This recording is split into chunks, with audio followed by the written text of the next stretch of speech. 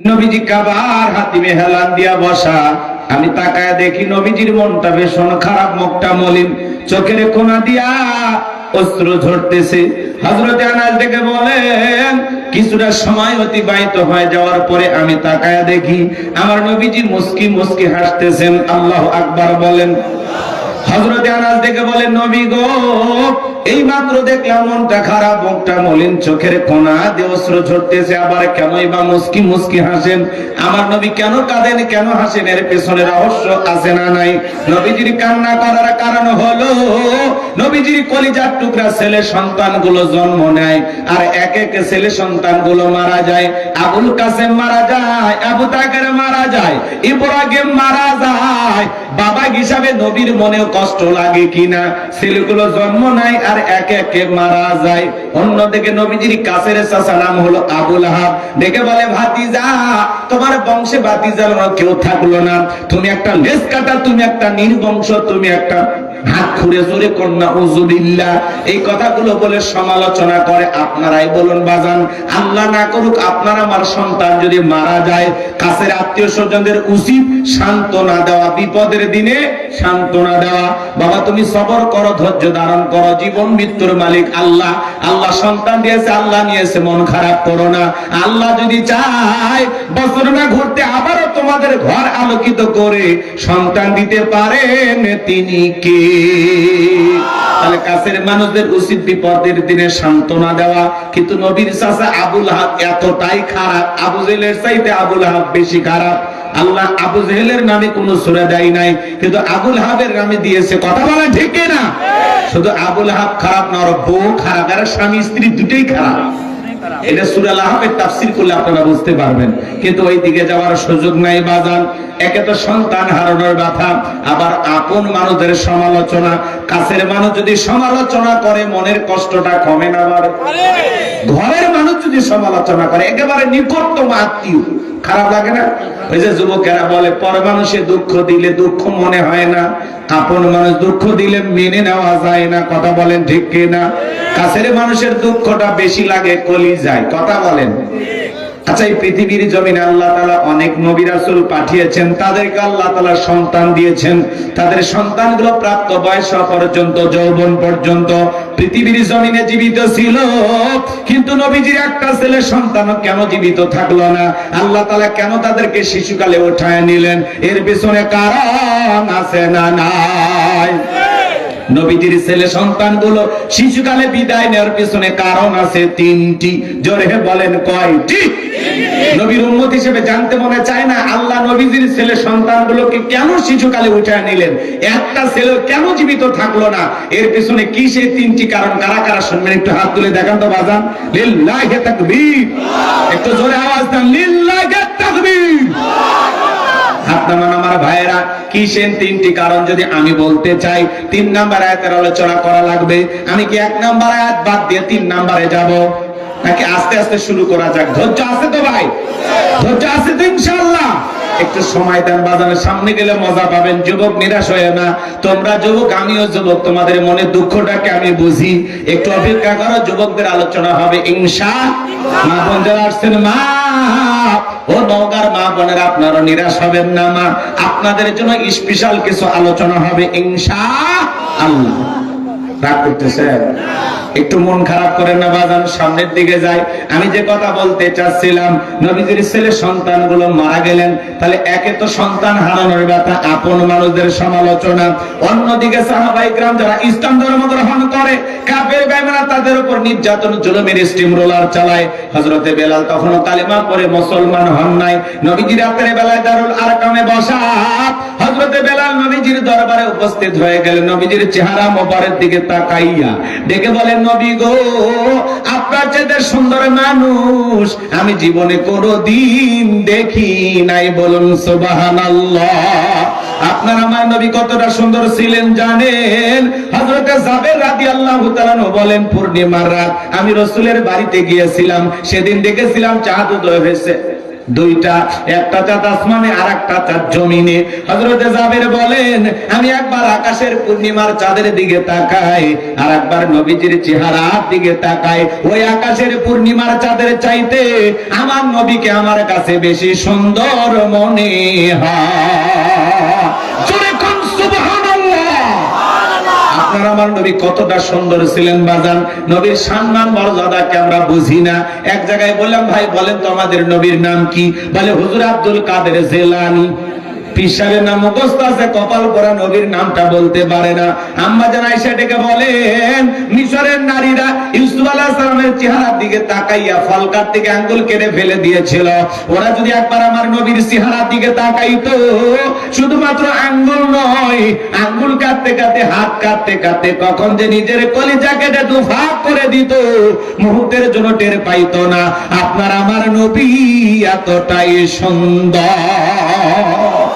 আম্মা জান আয়েশা বলেন ও দুনিয়ার মানুষ, তোমাদের একটা সূর্য আছে, আমি আয়েশার একটা সূর্য আছে। তোমাদের সূর্য উদয় হয় দিনের বেলায়, আর আমি আয়েশার সূর্য উদয় হয় রাতের বেলায়। আম্মা জান আয়েশা একদিন সেলাইয়ের কাজ করতেছিলেন, হঠাৎ করে হাত থেকে সুইটা পড়ে গেল। বাতিতে কোনো তেল ছিল না, বাতি জ্বালাইতে পারলেন না, অপেক্ষায় বসে থাকলেন। নবী যখন এশার সালাত আদায় করার পরে ঘরের ভিতরে প্রবেশ করে সর্বপ্রথম নবীজি আম্মা জান আয়েশাকে সালাম দিলেন। নবী ঘরে ঢুকে স্ত্রীকে কি দিলেন? নবী যদি ঘরে ঢুকে তার স্ত্রীকে সালাম দেন, নবীর উম্মত হিসেবে এই সুন্নত আপনার আমার ঘরে চালু থাকার দরকার আছে না নাই? তাহলে বাড়িতে ঢুকে বউকে সালাম দিবেন, আসসালামু আলাইকুম রহিমা, কেমন আছো সোনা? ঘরের দরজাটা খোলো না, আমি তোমার লিটনের বাপ, তোমার পাগল দিওয়ানা। কথা বলেন। বউ খুশি হয়ে দরজা খুলে দিবে, কথা বলেন ঠিক কি না? কিন্তু আপনার আমার ব্যবহার এত মিষ্টি না। ঘরে দরজা চিৎকার মেরে ডাক দেয়, এ রুবেলের মা, এ দরজা খোল। বেশি দেরি হলে দরজা ভাঙে ফেলে দিয়া আজকুর পিঠের উপর কি যে হবে। ভিতর থেকে বলে এটা স্বামী না সেখানে আজরাইল। ঠিক কি না? ঘরে ঢুকে বউকে সালাম দিবেন। সালাম আছে যেখানে শান্তি আছে, সালাম আছে যেখানে সমাধান আছে। স্ত্রীকে সালাম দিবেন। লোকজন যদি না থাকে, এই যুবক শোনো, বউয়ের হাতটা ধরে মুসাফা করবেন। জোরে বলেন কার হাত? এরা কথা কয় না, কে বউ নাই এতিম তোমরা? জোরে বলেন এতিম। বউ আছে না নাই? তাহলে বউয়ের হাত ধরে মুসাফা, এই যুবকে বউয়ের হাত, পাশের বাড়ি ভাবির হাত না ধরলে যা তা দিয়ে পিটাবি। বউয়ের হাত ধরে মুসাফা করবেন। নিজের বউকে দেখে সালাম বের হয় না, পাশের বাড়ি ভাবিকে দেখলে কি সালাম, আসসালামু আলাইকুম সালাম উঠলে বের হয়, আছে না না? স্ত্রীকে সালাম দিবেন। সালাম দেওয়ার পরে লোকজন না থাকলে বইয়ের হাতটা ধরে মুসাফা করবেন। আর একেবারে যদি ময়দান ফাঁকা পান, কোলাকুলিও সেরে নেবেন। কথা বলেন ঠিক কিনা? একসাথে যদি এই তিনটা আমল করতে পারেন, আপনাদের দাম্পত্য জীবনের উপরে শান্তি আর রহমত নাজিল করবেন কি? জোরে বলেন। আজকে সংসার জীবনে সুখ নাই, সকালে বিয়ে সন্ধ্যায় তালাক। কথা কন, সন্ধ্যায় বিয়ে সকালে তালাক, এরকম ঘটনা আছে না না? এই জন্য দাম্পত্য জীবনে সুখ আর শান্তি যদি পেতে চান, স্লোগান শোনেন না? আপনি কি দাম্পত্য জীবনে অসুখী? সুখ আর শান্তি যদি পেতে চান, নবীজির 4টি সুন্নাত প্রত্যেকটি ঘরে ঘরে আমল করা লাগবে। জোরে বলেন কয়টি সুন্নাত? জানার দরকার আছে না নাই? এই 4টি সুন্নাত যদি প্রত্যেকটা স্বামী স্ত্রী তাদের দাম্পত্য জীবনে আমল করতে পারে, মৃত্যু পর্যন্ত সম্পর্ক টিকে থাকার গ্যারান্টি। কথা বলেন ঠিক কিনা? কারা কারা এই স্পেশাল 4টি সুন্নাত শুনতে চান? দুই হাত তুলে আল্লাহকে দেখান। লিল্লাহি তাকবীর। আমি যদি এখনই শুরু করি, আলোচনা এলোমেলো হয়ে যাবে।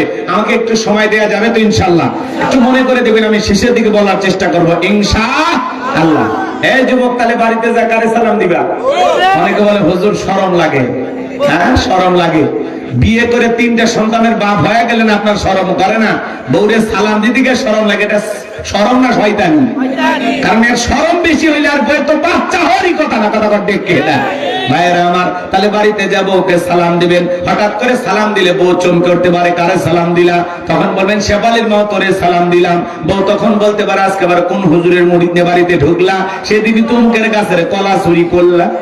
2-4 দিন একটু ঠাট্টা বিতর্ক করতে পারে, অভ্যাসে পরিণত হয়ে যাবে। আস্তে আস্তে চালু থাকেন, হাল ছাড়া যাবে। হ্যাঁ, হাল ছাড়া যাবে না। ছোট ছোট বাচ্চাদেরকে সালাম দিবেন। এক মুমিন আর এক মুমিনের গৃহে প্রবেশ করতে হলে সালাম দিয়ে অনুমতি নিয়ে প্রবেশ করতে হবে। কার অর্ডার? আল্লাহর অর্ডার। বলে বলেন কার অর্ডার? সালাম দিয়ে অনুমতি নিয়ে ঢোকা লাগবে। মাতলিব পটলিব তার বাড়ির মধ্যে ঢোকে না, আগে নিজের মতলব ঠিক করে, যাত্রার বাড়ির মধ্যে ঢুকে পড়ে। আছে না না? মহিলা তখন দৌড়ে ওনা ঠিক করবে, আছে না? আগে সালাম দেন, অনুমতি নেন, তারপরে ঢোকেন। ভাই একটা বাড়িতে মানুষ কোন অবস্থায় থাকে না থাকে, আপনি এরকম কেন? মানুষ হবেন না, কথা কর, মানুষ হবেন না। কবে মানুষ হবেন? এই দেশের মানুষের বিবেক ভাই দিন দিন। নওগাঁ নওগাঁ শুনছেন আজকে মঙ্গলবারই ঘটনা, কুকুর জবাই করে খাসি গোস্ত বিক্রি করছে। এই দেশের মানুষ আর মানুষ হবি না ভাই। আরে ভেড়া বিক্রি কর, তাও তো খাওয়া যায় হালাল, কথা কর না কেন? ভেড়া বল খাসি বলে বিক্রি কর, তাও হয়। তাহলে কুত্তা বিক্রি করবি, কুকুর নিয়ে এসে খাসি বলে বিক্রি করছে। এর আগে কাচ্চি টাউন খেলো না, কুকুরের কাচ্চি, কথা কর। কুকুর জবাই করে সেই বস্তু দিয়ে কাচ্চি বানাইছে। আর আজকে নওগাঁ মঙ্গলবাড়ি এলাকায় ধামুরহাট থানায় শুনছেন না, কুকুর জবাই করে খাসির গোস্ত বলে বিক্রি করতেছে। ধরা পড়ে কষায় গোস্ত দিয়ে পালাছে, বাড়ি দিয়ে যা তোর বউ চারটে রান্না করে কি লেগে শয়তান। আল্লাহ কি বলেন? কিছু কিছু মানুষ আছে যারা চতুষ্পদ জন্তু জানোয়ারের চাইতে নিকৃষ্ট, কথা বলে ঠিক না? এরা তো মানুষ না, যারা কুকুর জবাই করে খাসি বলে বিক্রি করে, এরা তো মানুষ না, এরাও পশু, এরাও কুকুর, কথা কন ঠিক না? কুকুর কুকুর চেনে, মানুষের কাছে কুকুরের গোস্ত খাঁটি বলে বিক্রি করছে। জিন্দা জব করলে তো মনে দুঃখ যাবে না, কষ্টটা কি? আবার ওর কাছে যা দেখেন কত যুক্তি কয়, হুজুর সুদ খাওয়া হারাম, সেটা খাচ্ছে না, কুত্তার গোস্ত দুই একদিন গেলে কি হবে? সেই হয় তা যুক্তি আছে, কিন্তু কথা রাগ করতেছেন। এটা হারাম, ওইটা হারাম, তো এটা খাচ্ছেন কেন? এক বুঝে বিকে পরে বলতেছে, রাগ করতেছেন আপনারা? হ্যাঁ, এই দেশে মরা মুগরি খাওয়ায় না মানুষকে, হোটেলে বিক্রি করতেছে না, পচা গোস্ত খাওয়াচ্ছে না, টেরি পাচ্ছেন না। এই জন্য এই দেশে অনেক ধরনের অপকর্ম হয়, দুর্নীতি হয়। রাগ করতেছেন আপনারা? সৌদি আরবে হোটেলগুলোতে যারা বাংলাদেশি হোটেলগুলো চালায়, গল্প করলাম যে হুজুর কি অবস্থা ভাই, হচ্ছে হুজুর একটা জায়গায় নোংরা কোনো কিছু রাখতে পারবেন না, বাসি কোনো খাবার পরে তিনি বিক্রি করতে পারবেন না, যা সব টাটকা। আইসা ওরা কোনো কথা বলবে না, প্রশাসনের লোকজন আছে, আইসা কোনো কথা বলবে না, সব ঘুরে ঘুরে দেখে যায়, রিপোর্ট দিয়ে দিবে। আর যদি ঘুষ দিতে চান তো অবস্থা খারাপ, কথা বোঝেন নাই? ঘুষ দেয় না ভয়ে। আর এই প্রশাসনের কারণে হোটেল সব সময় পরিষ্কার পরিচ্ছন্ন, কোন দুই নাম্বারই কারবার হয় না। মরা মুরগিও খিলে না, কুত্তাও খায় না, এগুলো তো দূরের কথা, এগুলো ওরা স্বপ্নেও ভাবে না, কথা বলে ঠিক না? আর এই দেশে কুকুর খাসি বলে বিক্রি হচ্ছে। সুবহানাল্লাহ না নাউজুবিল্লাহ? একটু জোরে কোন নাউজুবিল্লাহ। আমার ভাইয়েরা কষ্ট মনের মধ্যে নেবেন না বাজান, মন খারাপ করছেন নাকি? কোন কথা বলতেছিলাম মনে হয় ভুলে গেছেন। এ বাজান, এজন্য মানুষ হওয়ার দরকার আছে না নাই? তাহলে নিজেকে ইমানদার মুমিন যদি দাবি করেন, প্রত্যেকটা মুমিন আজকে সিদ্ধান্ত নেন, কারো বাড়িতে প্রবেশ করতে হলে সালাম দিয়ে অনুমতি নিয়ে ঢুকবো। আল্লাহ সূরা নূরের 27 নম্বর আয়াতে যে আমল আমাদেরকে দিয়েছেন, আল্লাহর এই আমলটা আমরা করব তো ইনশাআল্লাহ, আল্লাহর দেওয়া ওয়াদাটা পালন করব তো ইনশাআল্লাহ। লম্বা হবে বাজার, লম্বা করার কোনো সুযোগ নাই। আম্মা জান আয়েশা ডেকে বলেন, নবীজি যখন সালাম দিয়ে প্রবেশ করলেন, নবীজির চেহারার আলোতে সইটা কই পড়ে আছে আমি পরিষ্কার দেখতে পেয়েছি। বলুন সুবহানাল্লাহ। পাইলে নিরালাই গো নবী, পাইলে নিরালাই, পাইলে নিরালাই গো নবী, পাইলে নিরালাই। দুই কদমে চুমো খাবো, দুই কদমে চুমো খাবো, চরণ ধুলি মাগবো গায়। পাইলে নিরালাই গো নবী, পাইলে নিরালাই। তোরা কোন মারহাবা। কেমন নবী পাইছি বাজান, নবীর শান মান মর্যাদা কত, যে নবী হা বললে তাম পৃথিবীবাসীর জন্য আল্লাহ পাক হালালে পরিণত করে দেয়, যে নবী না বললে তাম পৃথিবীবাসীর জন্য আল্লাহ পাক হারামে পরিণত করে দেয়।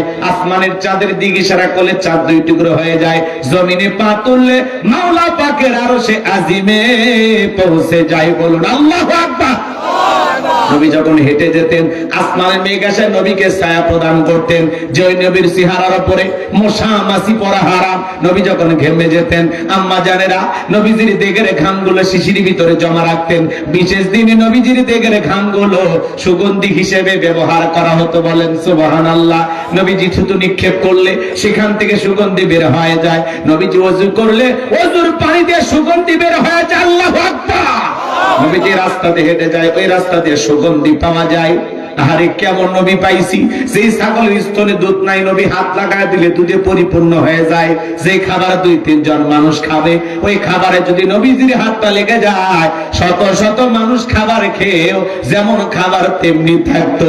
যেই নবীর চেহারার দিকে তাকাইলে পেটের ক্ষুধা নিবারণ হয়ে যাইতো। একটু জোরে কর না সুবহানাল্লাহ। নবীর সম্মান মর্যাদা কয়টা কথা বলবো বাজান। সেই নবীর কাছে বেলাল কথা মনে আছে না নাই? হযরতে বেলাল ডেকে বলে, নবী আপনি কালেমার দাওয়াত দেন, ইসলামের প্রচার প্রসার করেন, দয়া করে আমারে কালেমা পড়ে মুসলমান বানায় দেন। নবীজি পড়ায় দিলেন বেলালকে, লা ইলাহা ইল্লাল্লাহু মুহাম্মাদুর রাসূলুল্লাহ সাল্লাল্লাহু আলাইহি ওয়াসাল্লাম। হযরতে বেলাল কালেমা পড়ে মুসলমান হয়ে গেল। নবী আমার ডেকে বলে, বেলাল ইসলামের অবস্থা এখন ভালো না, কালেমা পড়েছ আপাতত প্রকাশ করা যাবে না। আপনারা বলেন তো বাজান, ইসলামের অবস্থা কি সব সময় ভালো থাকে? আজও তাম পৃথিবীর দিকে তাকায় দেখেন, যেখানে মুসলমান সেখানে নির্যাতন জুলুম আছে না নাই? আজও ফিলিস্তিনের নেতানিয়াহু মুসলমানের রক্ত নিয়ে খেলা করে, আজও চীনের উইগুরে মুসলমানদেরকে হত্যা করা হয়, আজও ভারতে গরুর গোশত খাওয়ার অপরাধে মুসলমানকে পিটিয়ে হত্যা করা হয়। কথা বলেন ঠিক কিনা? আজও এই দেশে মুসলমান সেখানে নির্যাতন জুলুম আছে না নাই? তাম পৃথিবীর জালেম আর বেঈমানরা, ওই পশ্চিমা শক্তির সাদা চামড়া দলেরা তারা ঐক্যবদ্ধ হয়েছে পৃথিবীর জমিন থেকে ইসলাম আর মুসলমানকে মুছে ফেলে দিবে। কিন্তু ওরা তো জানে না ইসলামের সুইচ আছে কার হাতে। আরেকটু জোরে কম। আমার আল্লাহ বলেন, ইউরিদুনা লিতুফিউ নূরাল্লাহি বিআফওয়াহিহিম ওয়াল্লাহু মুতিম্মু নূরিহি ওয়ালাউ কারিহাল কাফিরুন। সূরা সাফ আয়াত নম্বর 8। আমার আল্লাহ রাব্বুল আলামিন জানিয়ে দিলেন, কাফেররা চায় মুখের ফুৎকারে দ্বীনের আলোকে, ইসলামের আলোকে, কোরআনের আলোকে নিভায় দিতে। আমার আল্লাহ ডেকে বলেন, আল্লাহু মুতিম্মু নূরিহি, এই জমিনে দ্বীনের আলোকে, কোরআনের আলোকে, ইসলামের আলোকে আমি আল্লাহ রাব্বুল আলামিন প্রতিষ্ঠিত করে ছাড়ব। যদিও কাফের বেঈমানদের অন্তরে যত ধরনের জ্বালা যন্ত্রণা হোক না কেন, ইসলাম আছে, ইসলাম থাকবে। ইসলামকে নিভিয়ে দিতে আসবে যারা, ইসলামকে বিদায় করতে আসবে যারা, আল্লাহ তাদেরই বিদায়ের ঘন্টা বাজিয়ে দেবে। কথা বলেন ঠিক কিনা? কোরআনের কথা চলছে, কোরআন আছে, ইসলাম আছে, থাকবে। কথা বলেন। কথা মন খারাপ করতেছেন? কোরআনের কথা চলবে, সূর্য যত দিন জ্বলবে। ইসলাম ছিল, ইসলাম আছে, ইসলাম থাকবে। ইসলামকে বিদায় করতে আসবে যারা, আল্লাহ নমরুদ, ফিরআউন, আবু জাহেলের মতো তাদেরকে বিদায় করবে। কথা বলে ঠিক না? এদেশেও যারা মুসলমান রক্ত নিয়ে খেলা করেছিল, নিরীহ আলেমদেরকে শাপলা চত্বরে হত্যা করেছিল, আলেমদেরকে ধরে ধরে ফাঁসির দড়িতে ঝুলিয়েছিল, মিথ্যা মামলা হামলা দিয়ে এদেশের মানুষকে যারা জেলখানায় বন্দী করেছিল, ক্ষমতার চেয়ার দিয়ে রান্না করা ভাত আল্লাহ খাইতে দেয়নি। কথা বলে ডেকে না? ইতিহাস ভুলে যাবেন না। সে আল্লাহ আছে না নাই? আমরা চাইছিলাম ম্যাডাম পদত্যাগ করেন, আল্লাহ বলে কিসের পদত্যাগ? ইন্না বাতাসা রাব্বিকা লাশাদীদ, আল্লাহর পাকড়াও বড় কঠিন। আল্লাহ ধরে ধরে না, যেদিন ধরেছে মামু বাড়ি দিল্লি গিয়ে চলেছে, দিল্লি চলে যায় নাই, আছে আবার আসতেছে। আসুক না, সমস্যা কি? মেয়ে মানুষ কতদিন বাইরে থাকবে, আসুক। রাগ করতেছেন? আমার ভাইয়েরা মন খারাপ করতেছেন মনে হয়। এবার জানবো, আমার যারাই জুলুম করবে মুসলমানের রক্ত নিয়ে খেলা করবে, ওদের জীবনের পরিণতি কখনো ভালো হতে পারে না। কথাকে বুঝতে পারছেন? যত বড় ক্ষমতাধর পৃথিবীতে যেমন জায়গা হয় নাই, আজও যারা মুসলমানদের উপরে, ইমানদারদের উপরে, আল্লাহওয়ালাদের উপরে জুলুম করবে, মসজিদ মাদ্রাসাকে দেখে যারা নাক ছিটকাবে, যারা কোরআনওয়ালা ইসলামওয়ালাদেরকে পছন্দ করবে না, তাদের জায়গা পৃথিবীর জমিনে হবে না। কথা বলেন ঠিক কিনা? আমার ভাইয়েরা, হযরতে বেলালকে নবী আমার ডেকে বলে, বেলাল, ইসলামের অবস্থা ভালো না, কালেমা পড়ে আপাতত প্রকাশ করা যাবে না। বেলাল ডেকে বলে, নবী গো, আমার জীবনের কোনো দাম নাই। আমার মনিব ওমাইকে বলেছিলাম, ওর দুম্বা ছাগল পেশাব পায়খানা করে দেয়, এই ঘরে থাকতে আমার বড় কষ্ট হয়। ওমাই ডেকে বলে, বেলাল, উটুম্বা ছাগলের দাম আমার কাছে আছে, কিন্তু তোর মতো কালো হাফসি বেলালের দাম আমার কাছে নাই। নবী, আমার জীবনের কোনো দাম নাই, আপনি শুধু দোয়া করেন মৃত্যু পর্যন্ত যেন কালেমার পথে টিকে থাকতে পারি। এই কথা বলে হযরতে বেলাল চলে গেলেন। পরের দিন সকালবেলা সূর্য উদয় হয়ে গেছে, অনেকটা বেলা হয়ে গেছে, হযরতে বেলাল দরজা খোলে না। অন্য চাকর বাকর যারা আছে নালিশ নিয়ে চলে গেছে ওমায়ের কাছে, যা বলেন, এত এখন পর্যন্ত বেলাল দরজা খোলে নাই, তাই নাকি? বলে, হ্যাঁ ঠিক আছে, চলে যায়। দরজায় ডাক দেয়, বেলাল দরজা খোল।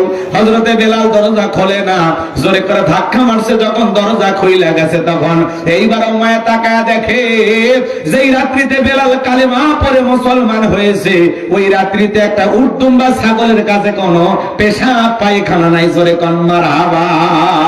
এইবার উমাইয়া ডেকে বলে, চাকরের দল, বেলালের বিরুদ্ধে মিথ্যা অভিযোগ দাও। তোমরা যখন ঘুমাচ্ছিলে, বেলাল তখন ময়লা আবর্জনা পরিষ্কার করেছে, তাকায় দেখো না একটা উটদুম্বা ছাগলের কাছে কোনো পেশাব পায়খানা নাই, যাও নিজেদের কাজ করো। এই কথা বলে ওদেরকে তাড়িয়ে দিয়া এক পা দুপা করে হযরতে বেলালের কাছে চলে গেলেন। হযরতে বেলাল দেয়ালে পিঠটা লাগাইয়া জিহ্বা নাড়ায় জিকির করতেছে, কার? এইবার হযরত বেলালকে হালকা করে ধাক্কা মারছে, যখন জবান দিয়ে কালেমার আওয়াজ বের হয়েছে, তখন এইবার ডেকে বলে, বেলাল, তোর জবান দিয়ে কি শুনলাম, তুমি কি মুসলমান হয়েছো? হযরতে বেলাল ডেকে বলে, মুসলমান হয় যারা মিথ্যা কথা বলতে পারবে না, তারা অকুলু কওলান সাদীদা। আরেকটু জোরে বলেন আল্লাহু আকবার। মুসলমান হবে যারা সত্যবাদী হবে, তারা মুসলমান কখনো মিথ্যাবাদী হতে পারে। আমাদের সমাজে মিথ্যাবাদী আছে না নাই? ভরা পেটে মিথ্যা, খালি পেটে মিথ্যা, মিথ্যা বলতে বলতে চেহারা বেঁকা হয়ে গেছে, এক পা কবরে চলে গেছে। এত মিথ্যা কথা বলে, শয়তান পর্যন্ত বলে আমি এত খারাপ না। কথা বলেন, ওই মিথ্যা না বলে পেটের ভাতই হজম হয় না। আছে না? না। এত মিথ্যা কথা মানুষ কেমনে বলে? হাইরে মিথ্যা, মিথ্যা বলার চ্যাম্পিয়ন, চ্যাম্পিয়ন। হাইরে বাবা, কি মিথ্যা!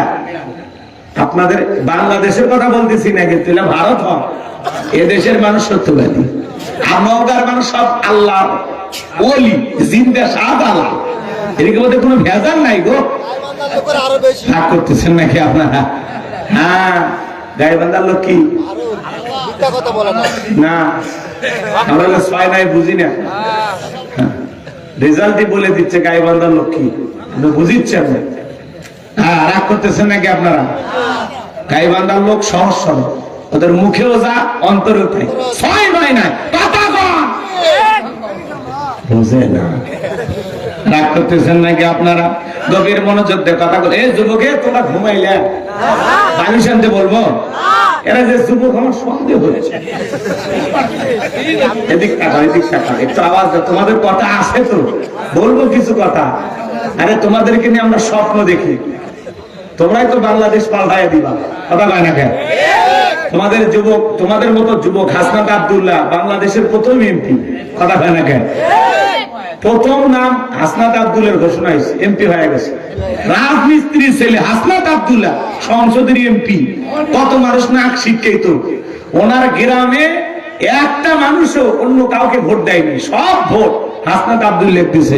তার মানে গ্রামের মানুষ ভালোবাসে কিনা বলেন?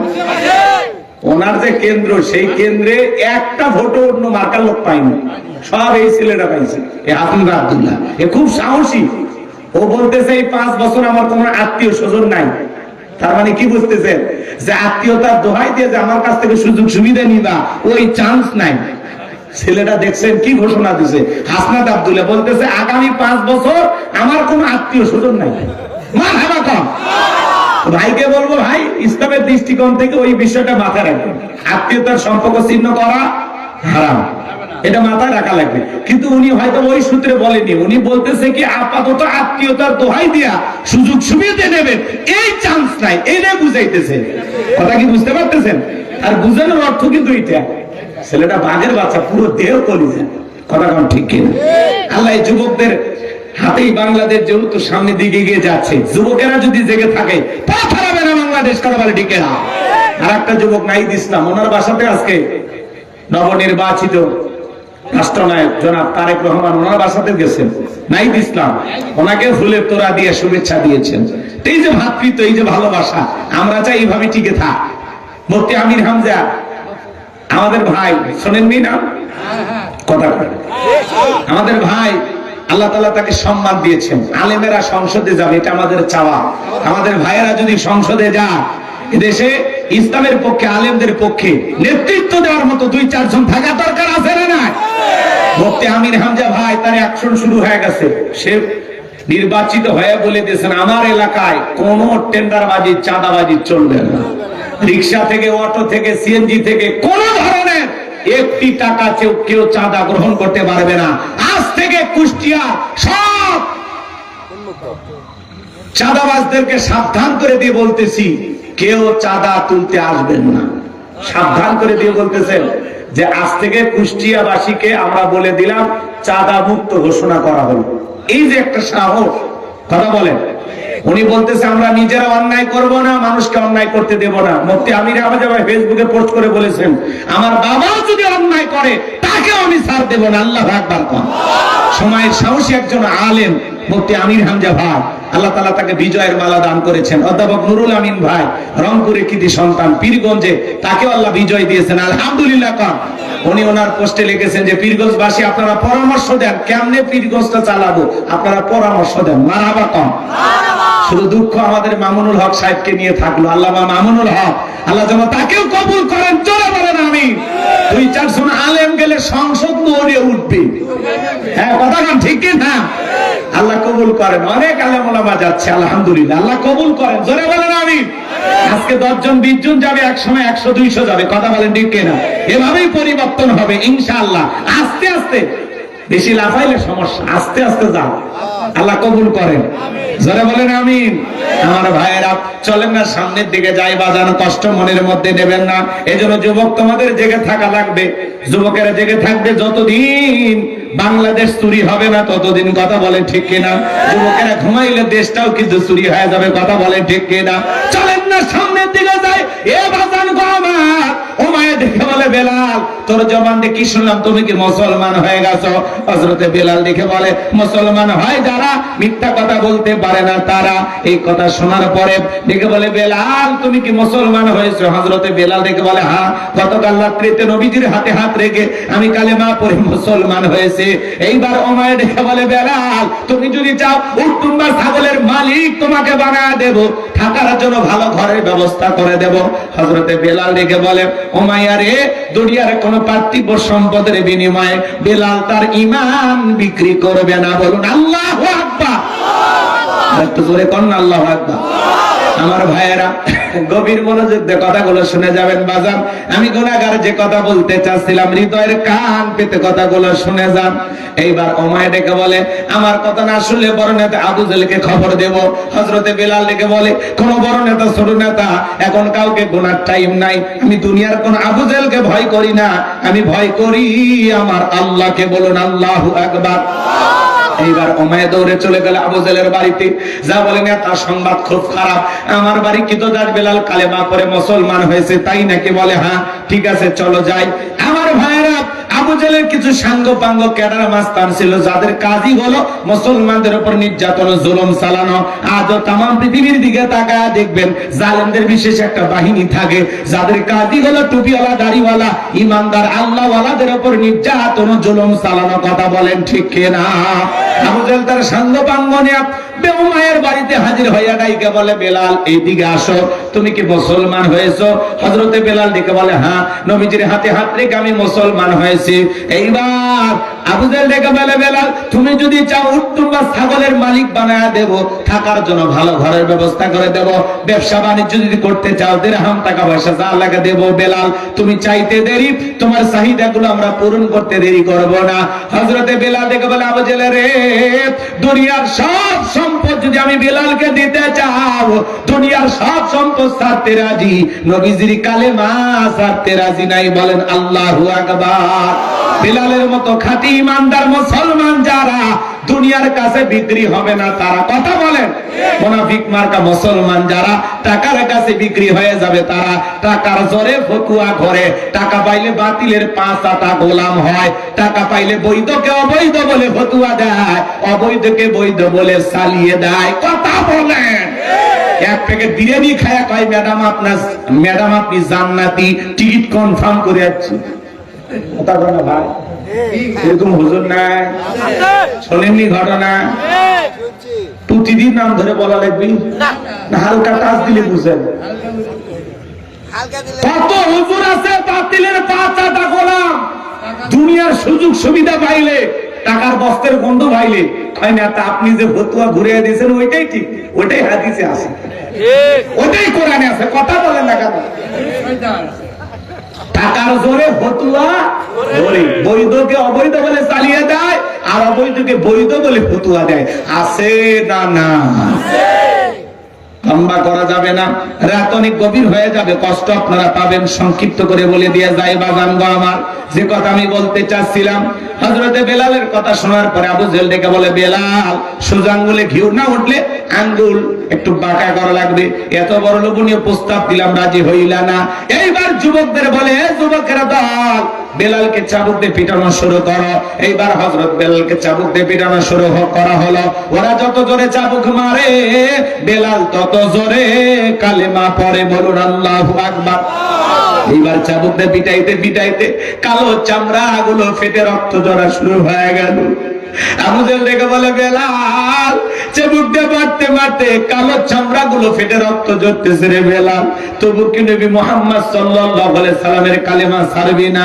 হযরতে বেলাল ডেকে বলে আবু জেহেল রে, মারতে মারতে যদি মেরেও ফেলে দাও জীবনটা দিতে রাজি, নবীজির কালেমা ছাড়তে রাজি নাই। বলেন আল্লাহু আকবার। এবার আবু জেহেল ডেকে বলে এ যুবকের দল, বেলালের পায়ের রশি লাগা উটের পায়ের সঙ্গে বাঁধো, আরবের উত্তপ্ত গরম বালিতে শেষরায় শেষরিনে ঘোরো। আরবের বালিগুলো এত গরম বাজান, চাল দিলে মুড়ি হয়ে যায়। এই উত্তপ্ত গরম বালিতে বেলালকে শেষরাইয়া শেষরিনে ঘোরা গেল, বাবলা গাছের কাঁটাগুলো জিব্বার ভিতরে পেরেকের মতো মারা গেল।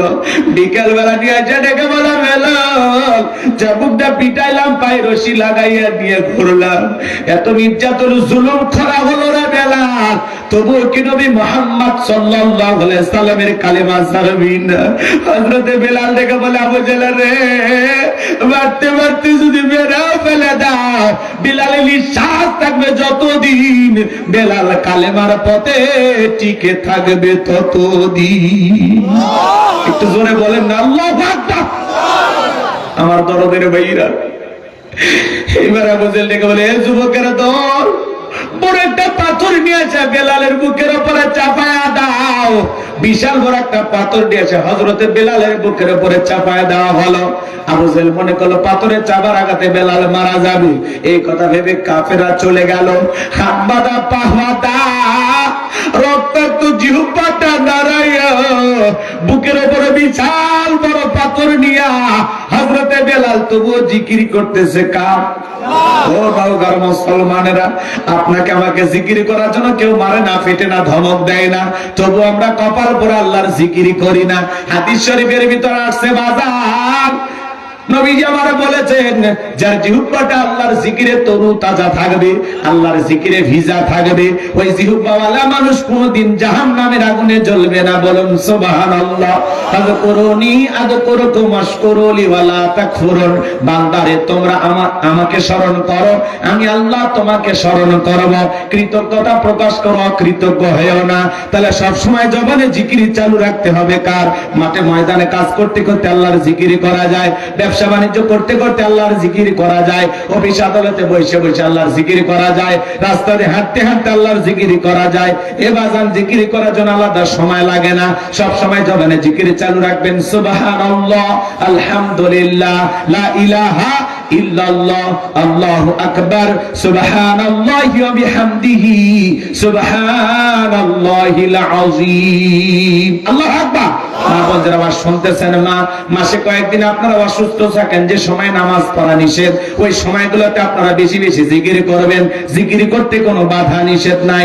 ও মা বোনেরা, আপনারা ওই সময়গুলোতে বেশি বেশি করে জিকির করবেন। মা, নবীর এক নরম সাহাবী, সহজ সরল সাহাবী, ডেকে বলেন, হুজুর, ইসলামের এত বিধি বিধান আমার মনে থাকে না, সহজ কোন আমল আমারে দেন। নবী ডেকে বলে, আমার সাহাবী, শুনে নাও, জেনে নাও, সবসময় আল্লাহর জিকিরে যদি জিহ্বাটা তরুতাজা রাখতে পারো, আল্লাহর জিকিরে যদি জিহ্বাটা ভিজে রাখতে পারো, এই জিকিরই তোমাকে জান্নাতে পৌঁছায় দেবে। বলুন সুবহানাল্লাহ।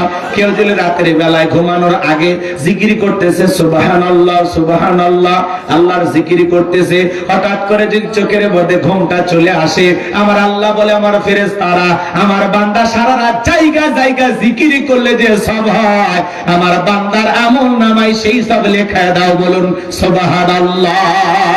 এ বাজান গো আমার, এই জন্য কৃপণতা করবেন না, জিকির করবেন। জিকির করলে অন্তরটা তরুতাজা থাকে, জিকির করলে দিলটা পরিষ্কার থাকে, জিকির করলে অন্তরটা নরম থাকে, জিকিরকারী বান্দার ভিতরে অহংকার থাকে না।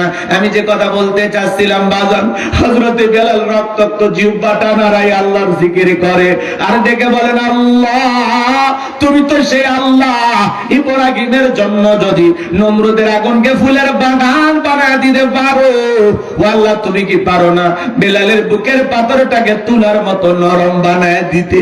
আমার বুকের উপরে পাথর থাকার কারণে তোমার মতো মালিকের জিকির করতে বড় কষ্ট হয়।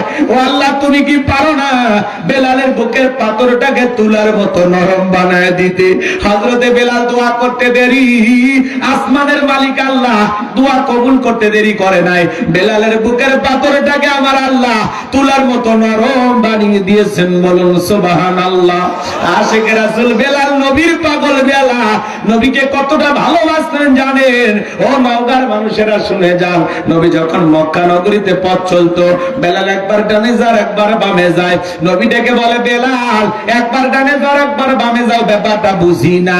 হযরতে বেলাল ডেকে বলে, নবী গো, আপনি কালেমার দাওয়াত আর ইসলামের প্রচার প্রসার করেন, কাফেররা হলো আপনার শত্রু, আপনাকে টার্গেট করে যদি ডান থেকে তীর নিক্ষেপ করে গো নবী, ওই তীরটা যেন সর্বপ্রথম আমি বেলালের বুকের ভিতরে ঢোকে, আবার বাম দিকে যায়। মনে মনে ভাবি, ওরা যদি বাম থেকে তীর নিক্ষেপ করে, ওই তীরটা যেন সর্বপ্রথম আমি বেলালের বুকের ভিতরে ঢোকে। আমি বেলাল মারা গেলে ইসলামের ক্ষতি হবে না, আপনি নবী মারা গেলে ইসলাম আর মাথা উঁচু করে সামনের দিকে দাঁড়াতে পারবে না। বলুন আল্লাহু আকবার। আর একটু জোরে বলেন আল্লাহু আকবার। কতটা আশিক রাসূল ছিলেন, নবীকে কতটা মহব্বত করতেন, ভালোবাসতেন জানেন? নবী যেদিন ইন্তেকাল করেছিলেন, হযরতে বেলাল ছোট্ট বাচ্চার মতো ফুপিয়ে ফুপিয়ে কান্না করে। সাহাবীরা বলে, ভাই বেলাল, এত কান্না করবেন না, আপনি থেমে যান, একটু শান্ত হন। হযরতে বেলাল ডেকে বলেন, না, আমি আর কোনোদিন আযান দেব না, আমি আযান দেওয়ার পরে নবীজি ইমামতির মুসল্লায় দাঁড়াবে না, আমি বেলাল আর কোনোদিন আযান দেব না। এই কথা বলে আর ছোট্ট বাচ্চার মতো ফুপিয়ে ফুপিয়ে কান্না করে, আর বলে, আমি মদিনায় থাকবো না, আমি মদিনায় থাকলে পাগল হয়ে যাব। নবীজি সোমবারে তিনি ইন্তেকাল করলেন। 3 দিন পরে তামাম পৃথিবীর উম্মতকে কাঁদিয়ে আজও মদিনার সবুজ গম্বুজের নিচে আপনার আমার নবী শায়িত। হযরতে বেলাল মদিনা ছেড়ে চলে গেলেন। 6টা মাস অতিবাহিত হয়ে যায়, বেলাল মদিনায় আসে না। নবীজি ঘুমের ঘরে ডাইকে বলে, বেলাল, আয় আয় মদিনায় আয়। কত মানুষ মদিনায় এসে নবীকে সালাম দিয়া যায়। ও বেলাল, আয়, একবার আইসা আমি নবীর কবরের পাশে দাঁড়ায় সালাম দিয়া যা। হযরতে বেলাল নবীকে স্বপ্নে দেখার পর আর দেরি করলেন না। পরের দিনে মদিনার পথে পাগলের মতো ছুটে আসলেন বেলাল। মসজিদে নববীতে বেলাল আসছে। চতুর্দিক দিয়ে মানুষ ভেঙে ভেঙে আসছে বেলালকে দেখার জন্য। হাজার হাজার সাহাবীরা আসছে বেলালকে দেখার জন্য। ছোট ছোট বাচ্চারা পর্যন্ত বলে, মা মদিনায় বেলাল আসছে, একটু বেলালকে দেখে আসি। সবার মুখে একটাই কথা, ও বেলাল দাও না একবার আজান দাও, কতদিন হয়ে গেল তোমার কণ্ঠে আজান শুনতে পাই না। ইসলামের প্রথম মুয়াজ্জিন বেলাল, যে বেলাল জমিনে আজান দিলে ওই আজান আল্লাহর আরশে আজিমে পৌঁছে যাইতো। ওই আজান শুনে আসমানের দ্বার ফেরেশতারা খুলে দিত। বেলাল বলে, না আমি আজান দেব না, আমি আজান দেওয়ার পরে নবীজি ইমামতির মুসল্লায় দাঁড়াবেন, আমি বেলাল আর কোনদিন আজান দেব না। নবীর নাতি হাসান আর হোসাইন দৌড়ে এসে যখন বেলালের দুইটা হাত ধরেছে, হযরতে হোসাইন হাতটা ধরে যখন ডেকে বলে, নানু ভাই, নানাও চলে গেছে, তুমিও আমাদেরকে ছেড়ে চলে গেছো, ও নানু ভাই দাও না একবার আজান দাও, কতদিন হয়ে গেল তোমার কণ্ঠে আমরা আজান শুনতে পাই না। হযরতে বেলাল হুসাইনের চেহারা দিকে তাকায়া দেখে, মনে হয় মদিনার নবীর চেহারাটা ভাইসে উঠছে, মনে হয় মদিনার নবীটাইকে বলে, বেলাল দেন একবার আজান দে, আমি নবী কতদিন হয়ে গেল তোর আজান শুনতে পাই না। হযরতে হোসাইন যখন হাতটা ধরে, নানু ভাই বলে ডাকে দে, বেলাল আর দেরি করতে পারলাম না। হোসাইন অনুরোধে বেলাল আবার মদিনায় এসে আজান দিলেন। বলুন আল্লাহু আকবার। যখনই বেলাল বলেছেন আশহাদু আন্না মুহাম্মাদুর রাসূলুল্লাহ, বেলাল জ্ঞান হারায় পড়ে গেলেন। আল্লাহু আকবার। কতটা নবীর পাগল ছিলেন কেমনে বোঝাবো, লম্বা হবে বাজার, লম্বা করার কোনো সুযোগ নাই। বেলালের বুকের উপরে পাথর নির্যাতন জুলুমের কথা নবীর কান পর্যন্ত যখন পৌঁছে গেল, নবী তখন আর দেরি করলেন না। আবু বকর কেটে গেল, আবু বকর, ও আমার আবু বকর, যাও যাও, তুমি আমার বেলালের জন্য একটা কিছু করো। হযরত আবু বকর সিদ্দিক রাদিয়াল্লাহু তাআলা আনহু কয়েক গুণ দাম বেশি দিয়া গোলামীর জীবন থেকে হযরত বেলালকে আজাদ করলেন, মুক্ত করলেন। বলুন আল্লাহু আকবার। আরেকটু জোরে বলেন আল্লাহু আকবার। এই যখন ইসলামের অবস্থা, একদিকে সন্তান হারানোর ব্যথা, কাফেরদের সমালোচনা, সাহাবায়ে কেরামদের উপর নির্যাতন জুলুম, এই জন্য নবীজির মনটা ভীষণ খারাপ, মুখটা মলিন, চোখের কোনা দিয়ে অশ্রু ঝরতেছে। বলেন তো বাজান, নবীর যখন মন খারাপ, নবীকে সান্ত্বনা দেওয়ার দায়িত্ব কার? আর একটু জোরে বলেন। আল্লাহ নাম কইতে কি কষ্ট হয়? নবীকে সান্ত্বনা দেওয়ার দায়িত্ব কার? আমার আল্লাহ দিকে বলে, জিবরাইল আমার বন্ধুর মা নাই, বাবা নাই, আমি ছাড়া আমার বন্ধুর কেউ নাই রে জিবরাইল। আমার বন্ধুর মনটা হয়েছে ভারী, আমি আল্লাহ সইতে নাহি পারি। লাহু মাহফুজ থেকে সূরা কাউসার নিয়ে যায় আমার বন্ধুর উপরে নাজিল কর তাড়াতাড়ি। বলুন আল্লাহু আকবার। নবী তখন মুস্কি মুস্কি হাসলেন। আর দিকে বলুন আমার সাহাবীরা, আমার মুস্কি হাসি দেওয়ার কারণ হলো এই মাত্র আসমান থেকে জিবরাইল এসে আমার উপরে সূরা কাউসার নাজিল করলো। নবী তখন সাহাবায়ে কেরামদের সামনে তেলাওয়াত করলেন। জবান ছেড়ে আরেকবার পড়ুন, ইন্না আ'তাইনাকাল কাউসার ফাসাল্লি লিরাব্বিকা ওয়ানহার ইন্না শানিয়াকা হুয়াল আবতার। আল্লাহু আকবার। আমার ভাইরা, আমার আল্লাহ রাব্বুল আলামিন বলেন, ইন্না আ'তাইনাকাল কাউসার, অবশ্যই আমি আল্লাহ পাক আপনাকে হাউজে কাউসার দান করেছি। বলুন আল্লাহু আকবার। এই পৃথিবীর অন্য কোন নবী রাসূলকে আল্লাহ রাব্বুল আলামিন হাউজে কাউসার দান করেন নাই। আপনার আমার নবীকে আল্লাহ রাব্বুল আলামিন স্পেশাল ভাবে হাউজে কাউসার দান করেছেন। আমার ভাইয়েরা, এইজন্য আল্লাহ রাব্বুল আলামিন জানিয়ে দিলেন, ইন্না আ'তাইনাকাল কাউসার। আল্লাহু আকবার। নিশ্চয়ই আমি আল্লাহ পাক আপনাকে হাউজে কাউসার দান করেছি। এই হাউজে কাউসারের পানি দুধের মতো সাদা, মধুর চাইতে মিষ্টি, পানির চাইতে ক্লিয়ার। ওই কঠিন কিয়ামতের ময়দানে যেদিন বিচার দিবস কায়েম হয়ে যাবে, ওই বিচার দিবসের একদিন হবে 50,000 বছরের সমান। যেদিন সূর্য সোহাগ মাথার উপরে চলে আসবে, মানুষের মাথার মগজগুলো টকবক করে গলতে থাকবে। যেদিন বেঈমানদের জিহ্বা কুকুরের মতো নাভি পর্যন্ত ঝুলে আসবে। যেদিন পৃথিবীর যা কিছু দেখতেছেন সুন্দর করে সাজানো পাহাড় পর্বত নদী নালা খাল বিল বিল্ডিং ইমারত কোনো কিছু থাকবে না। কুল্লু মান আলাইহা ফান, এই পৃথিবীর সবকিছু আল্লাহ তাআলা ধ্বংস করে দেবেন। ওই কঠিন কিয়ামতের ময়দানে যেদিন ভাই ভাইকে দেখে পালিয়ে যাবে, আমার আল্লাহ রাব্বুল আলামিন বলেন, ইয়াউমা ইয়াফিরুল মারউ মিন আখি ওয়া উম্মিহি ওয়া আবি ওয়া সাহিবাতিহি ওয়া বানি।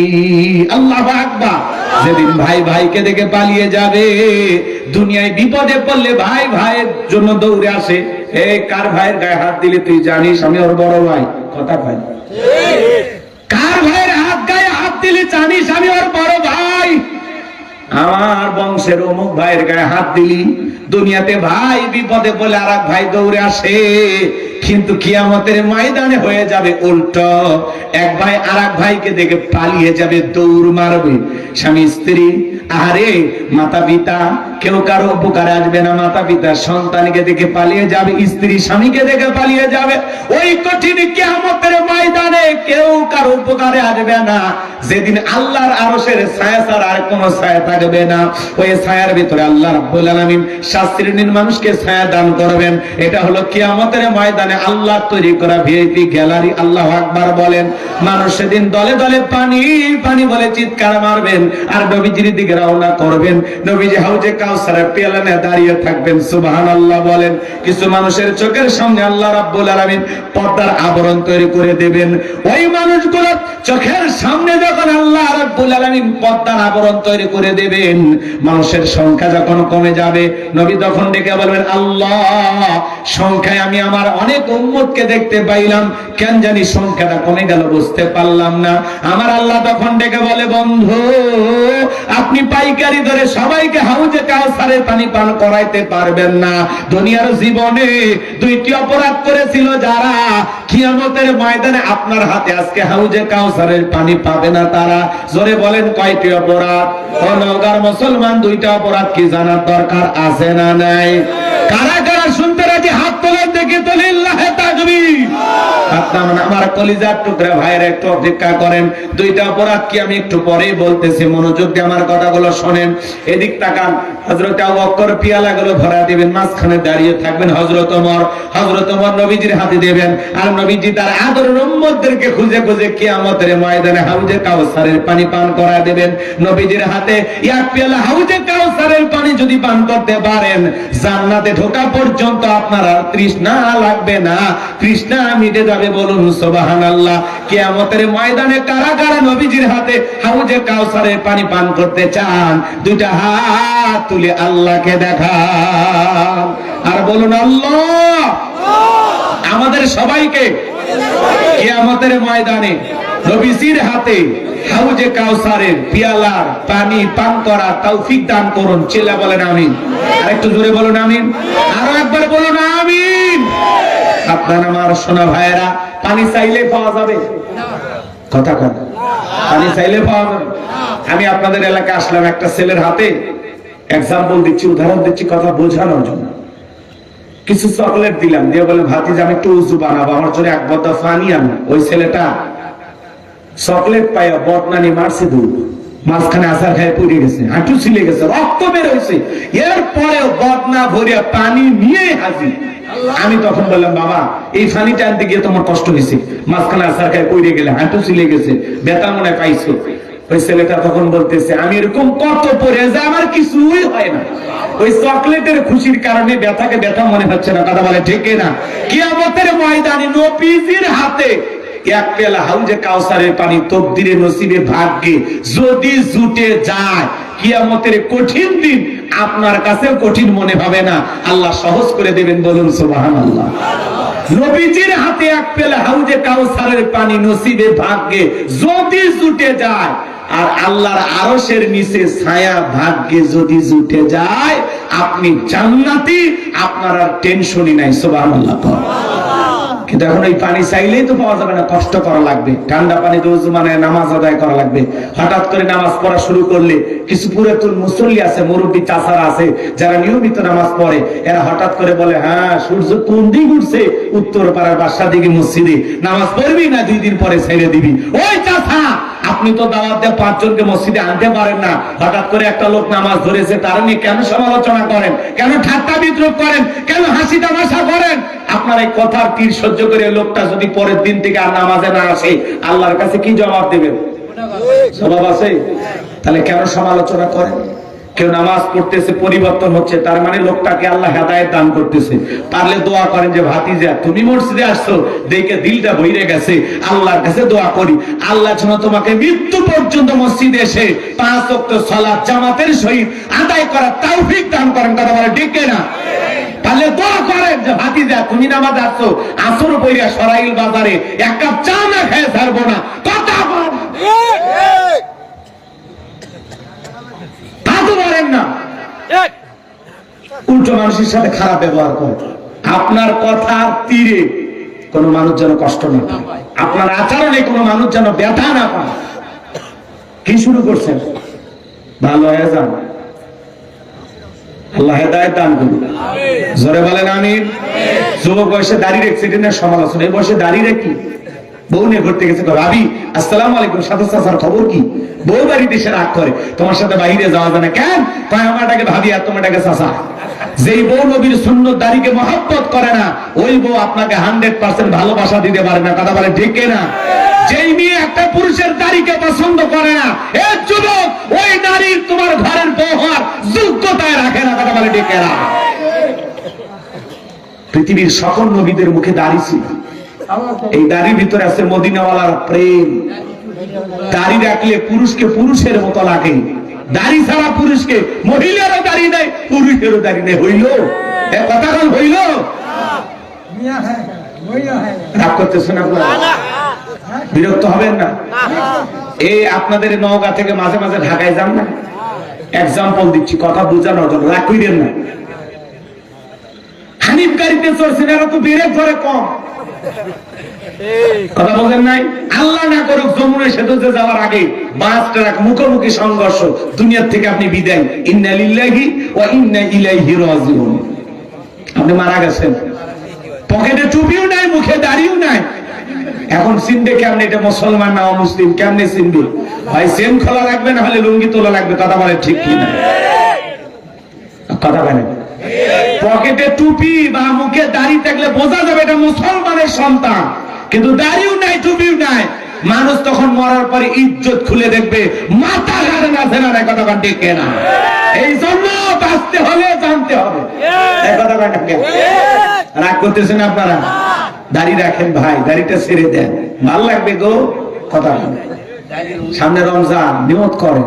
কথা বলেন, নিয়ত করেন যে রমজান এসে গেছে। হুজুর রমজানে 2 দিন আগে বয়ান করতে আসছে, আল্লাহ চাইলে 18 রমাদান, মানে এই যে 18 তারিখ থেকে হয়তো বা তারাবি পর লাগতে পারে, 19শে ফেব্রুয়ারি হতে পারে প্রথম রোজা। রমজান আমাদের হাতছানিতে ডাকতেছে, এই তো এসে গেছে একেবারে ঘরের দুয়ারে। কথা বলেন। গুনাহ মাফের মাস রমাদান, রহমত মাগফিরাত নাজাতে ভরা রমাদান আমাদের কাছে আসছে। কথা কয় না কেন? আচ্ছা চাচা, এই চাচা কি হয়েছে গো? ও চাচা, 12টা পার হয়ে গেছে, 2-1 চাচা অস্থির হয়ে গেছে। চাচি কি মিস কল দিচ্ছে না? হ্যাঁ, কোন পেশা? কিসের পেশা? 1/2 ঘন্টার মধ্যে পেশা। নিয়ত করেন 1/2 ঘন্টায় উঠবেন না। কষ্ট হচ্ছে? আমার কথা কি বিরক্ত হচ্ছেন? খারাপ লাগতেছে? তাহলে যুবক, এই রমজান যেন আমাদেরকে পরিবর্তন করতেছে, পরিবর্তন করায় দেয়। এরকম একটা রমাদান দরকার আছে না নাই? রমজানের প্রস্তুতি নেওয়া দরকার আছে না নাই? সিদ্ধান্ত নেন আমরা এই রমজানে খুবই গুরুত্বপূর্ণ কিছু আমল করব। করবো তো ইনশাআল্লাহ? কথা বলেন, করবো তো ইনশাআল্লাহ? এই রমজানে আমরা স্পেশাল 27টি আমল করব। জোরে বলেন কয়টি? জোরে বলেন কয়টি? 27টি আমল করব। 1 নাম্বার, রমজানের চাঁদ দেখা দুই নাম্বার রমজানের রোজা রাখা, সিয়ামকে ফরজ করে দিয়েছেন কে?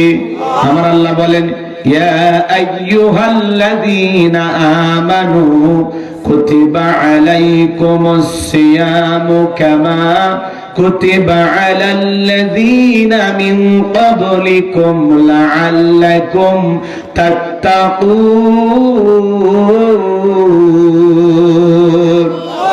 সূরা বাকারার 183 নম্বর আয়াতে আল্লাহ জানিয়ে দিলেন, হে ঈমানদারগণ, হে বিশ্বাসীগণ, হে মুমিন বান্দাগণ, আমি আল্লাহ রাব্বুল আলামিন তোমাদের উপরে সিয়ামকে, রোজাকে ফরজ করে দিয়েছি। তোমাদের পূর্ববর্তী উম্মত নবী রাসূল যারা পৃথিবীর জমিনে আগমন করেছিল, তাদের উপরে আমি আল্লাহ রাব্বুল আলামিন রোজাকে ফরজ করে দিয়েছিলাম, এর মাধ্যমে যেন তোমরা লাআল্লাকুম তাত্তাকুন, তাকওয়া অর্জন করতে পারো, পরহেজগারিতা অর্জন করতে পারো, খোদাভীতি অর্জন করতে পারো। রমজান আপনাকে আমাকে পরিবর্তন করার জন্য আল্লাহ তাআলা দিয়েছেন। 12টি মাসের মধ্যে স্পেশাল মাসের নাম হলো রমাদান। কথা বলেন ঠিক কিনা? আমার পূর্বে যে বক্তা আলোচনা করেছেন, সেই বক্তা আপনাদেরকে সামান্য হলে কিছু ধারণা দিয়েছেন। কষ্ট হচ্ছে আপনাদের? তাহলে রমজান মাসের স্পেশাল আমল হলো রমজানের রোজা রাখা, সিয়াম পালন করবো তো ইনশাআল্লাহ। আমাদেরকে আল্লাহ তাআলা 12টি মাসের মধ্যে একটি মাস রমাদান দিয়েছেন। এই রমজানের প্রত্যেকটি সিয়াম আমরা সঠিকভাবে পালন করব, সুস্থতার সহিত। আল্লাহ তৌফিক দান করেন, জোরে বলেন আমিন। 3 নাম্বার হলো তারাবির নামাজ আদায় করব ইনশাআল্লাহ। 4 নাম্বার হলো সাহারি খাওয়া। কি খাওয়া? 5 নাম্বার হলো দেরিতে সাহারি খাওয়া। সাহারি যখন খাবেন, যেটাকে সিহারি বলেন আপনারা, কথা বুঝলেন না? এই সাহারিটা একটু দেরিতে খাবেন, খাবো তো ইনশাআল্লাহ। এরপরে 6 নাম্বার ইফতার করা। 7 নাম্বার ইফতার তাড়াতাড়ি করা। 8 নাম্বার ইফতারের সময় দোয়া করা। 9 নাম্বার ইফতার ও সাহারিতে খেজুর খাওয়া। আল্লাহ রাব্বুল আলামিন যেন সহজ করে দেন, দামটা যেন হাতের নাগালে থাকে, আল্লাহ কবুল করেন। ইফতার এবং সাহারিতে খেজুর খাওয়া সুন্নাত, এই আমল চালু থাকবে তো ইনশাআল্লাহ। 10 নাম্বার রোজা অবস্থায় বেশি বেশি দোয়া করতে থাকা। 11 নাম্বার সকল প্রকার গুনাহ বর্জন করা। 12 নাম্বার ঝগড়া পরিহার করা। 13 নাম্বার মিথ্যা ত্যাগ করা। 14 নাম্বার বেশি বেশি ভালো কাজ করা। 15 নাম্বার বেশি বেশি ইস্তেগফার করা। 16 নাম্বার মিসওয়াক করা। 17 নাম্বার উমরা করা। যাদের টাকা আছে, হাজী সাহেব হয়েছেন, রমজানের উমরা করতে যাবেন। রমজানে উমরা করা মানে হজের সমতুল্য সওয়াব। সুবহানাল্লাহ বলবেন না? রাসূল বলেছেন যে রমজানে উমরা করলে সেজন্য আমার সাথে হজ করবে। আল্লাহু আকবার বলবেন না? আমরা আমল করব ইনশাআল্লাহ। 18 নাম্বার তাহাজ্জুদ পড়া ও দোয়া করা। 19 নাম্বার রোজাদারকে ইফতার করানো। 20 নাম্বার বেশি বেশি সাদাকা করা। 21 নাম্বার শেষের দশকে বেশি বেশি ইবাদত বندگی করা। 22 নাম্বার শেষের দশকে লাইলাতুল কদর তালাশ করা। 23 নাম্বার রমজানের শেষ দশকে লাইলাতুল কদরে দোয়া করা। 24 নাম্বার সাদাকাতুল ফিতর আদায় করা। 25 নাম্বার কোরআন তেলাওয়াত বেশি বেশি করা। 26 নাম্বার অন্যকে কোরআন শোনানো। 27 নাম্বার ইতিকাফ করা। আমরা এই রমজানে স্পেশাল 27টি আমল করব তো ইনশাআল্লাহ। আল্লাহ তৌফিক দান করুন, জোরে বলুন আমিন। সময় সংক্ষিপ্ত, জন্য অল্প করে বললাম বাজান গো আমার। তাহলে হাউজে কাউসারের পানি পান করতে গেলে এমনি চাইলেই পাওয়া যাবে না। হাউজে কাউসারের পানি নবীজির হাতে যদি পান করতে চান, 2টি কাজ করতে হবে। আঙ্গুল তুলে বলেন তো কয়টি কাজ? একটু জোরে বলেন কয়টি? আরো জোরে। মিছিল করে শক্তি কমে গেছে না? হ্যাঁ, বলে হুজুর এতদিন রিজার্ভে যা শক্তি ছিল, কয়দিন মিছিল করে একেবারে শেষ হয়ে গেছে। হাউজে কাউসারে পানি পান করতে গেলে 2টি কাজ, আল্লাহ সেটা 2 নাম্বার হাতে জানিয়ে দিলেন। ফাসাল্লি রাব্বিকা ওয়ানহার। বলুন ফাসাল্লি রাব্বিকা ওয়ানহার। 1 নাম্বার হলো ফাসাল্লি রাব্বিকা, রবের উদ্দেশ্যে সালাত, নামাজ হবে একমাত্র কার জন্য? কুলিন্না সালাতি ওয়া নুসুকি ওয়া মাহইয়ায়া ওয়া মামাতি লিল্লাহি রাব্বিল আলামিন।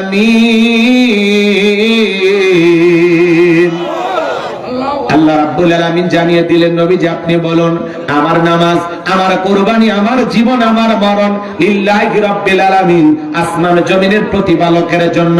মুমিন জীবনের সব ইবাদত হবে একমাত্র কার জন্য? জোরে বলেন, কার জন্য?